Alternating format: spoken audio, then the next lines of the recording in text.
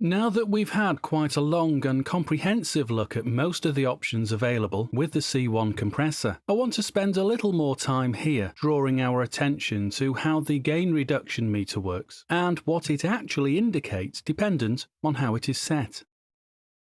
As seen already, when it is set to compress, the gain reduction meter vertically indicates in red, downward in direction, the amount of gain reduction being applied. So, for example, if I set this instance of C1 inserted on a cello track and set with a ratio of 3:1, now maybe I'll leave the attack at 12, although I might take this to 25 milliseconds in a moment. But I will make the release 25 milliseconds presently. Then what I'll do is I'll start playback. Here's the piano. The cello will come in a moment. Once it does, I'll drag the threshold down so that we can see the amount of gain reduction being applied, indicated in red below the 0 dB reference point.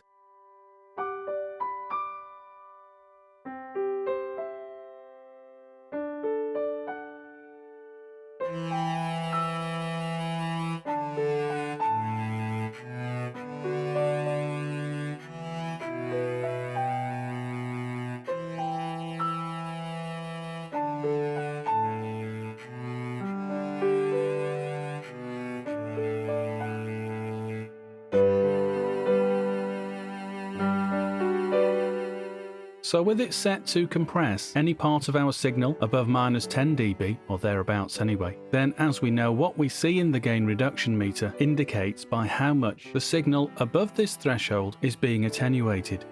Okay, now if I change the ratio from 3:1, what it's at the moment, so that we get some expansion, I'll take the ratio to 0.5:1. Then you'll notice as I bring the threshold down, we don't see red in the gain reduction meter, we see it indicating yellow, because what we are achieving is expansion.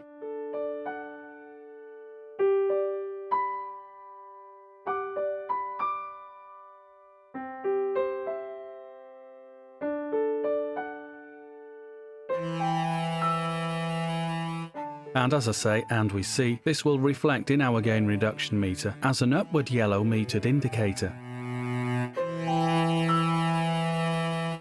Consequently, as we can see, we are getting some clipping if we look at the output module, and that's because we are expanding our signal. We are increasing the overall level as indicated by the yellow. Consequently, our signal becomes hotter, and that's why we got that clipping. To remove those red indicators, just click on them. Now let me just say a couple of things about the graph here. This indicates the relationship between the input and our output levels. And as you can see, they're both calibrated from 0 dB to -100 dB. The input level is the horizontal scale and the output level is the vertical scale. And you can see that by dragging the threshold level down, or if you want to use this one down here to the side, then you can see the compression or expansion curve, indicating whereabouts the compression or the expansion is occurring. Now I do like this about Waves plugins, having this visual display, although to be totally honest, I do tend to work with the numerical fields more. Now I do want to say some more about our references up here. We can choose between low ref, the low level reference mode, which is what we've been using so far in this tutorial, and this mimics the way in which a conventional compressor works. When it is set to low ref, this will mean that as you lower the threshold, it will cause the audio signal level to reduce as the increased gain reduction occurs. Obviously, as the threshold is lowered, the signal output level gets reduced. For example, if we restrict any 3 decibel level above the threshold to be only 1 decibel over the threshold when we are using a ratio of 3:1, we end up with 2 decibels of cut in signal level. Therefore, the output level will be reduced owing to gain reduction occurring. That's when it's set to low ref, but if I flick over and change it to peak ref, the peak level reference mode, well, we would use this to keep the levels at roughly the same level. As you lower the threshold, the output gain increases, and the way I think of it is, peak ref works the other way round to low ref. The same amount of compression will occur, but any peak levels in signal will get observed, and then the audio signal gets raised, even in a compressed state. so that the peak level remains roughly at the same place.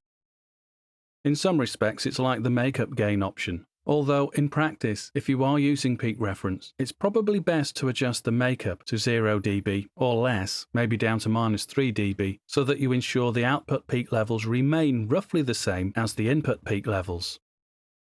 Now, the reason you're going to get a disparity will be determined by the attack, the release, or even the PDR settings. So that's why I suggest to ensure the makeup is somewhere between 0 dB and -3 dB. Let's have a look at this in action. I'll start playback once more. Again, we hear the piano, and the cello is about to come in. With the reference set to peak ref, what I'll do is I'll adjust the threshold. And in fact, as I'm doing it now, you can see the yellow indicator there to indicate the amount of expansion. And because we've got that expansion, then now that the cello is in, we can see that we are clipping once more within the output module.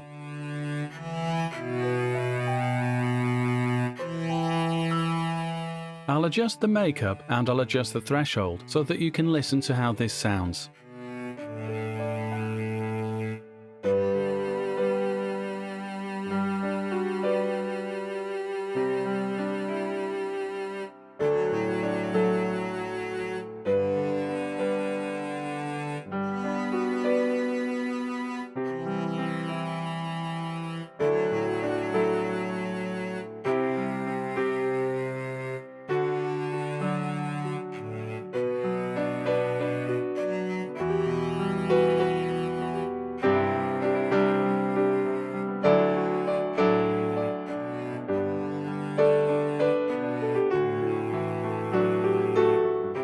Okay, and as we noticed there, I flicked back from peak ref to low ref.